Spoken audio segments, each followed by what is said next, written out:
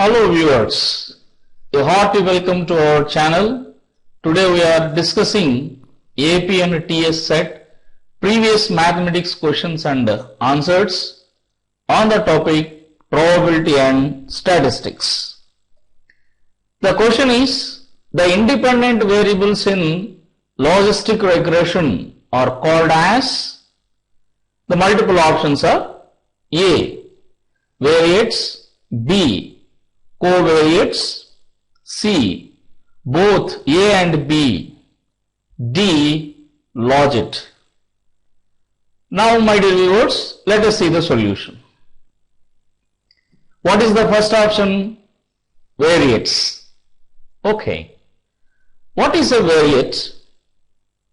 Yes, in contradiction to a variate is a quantity which may take any of the values of a specified set with a specified relative frequency or probability. The variate is therefore often known as a random variable. It is regarded as defined not merely by a set of permissible values like an ordinary mathematical variable, but by an associated frequency or probability function expressing how often those values appear in the situation under discussion. Yes, so the option variates is wrong. Now let us see what is covariate. The independent variables in the logistic regression are called covariates. Yes, the right option is B. Then by observing, my dear viewers, C is also wrong because A is the wrong option and B is the right option. So both A and B is wrong option. Now what is logistic regression?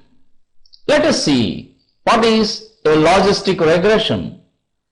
Logistic regression is a class of regression where the independent variable is used to predict the dependent variable.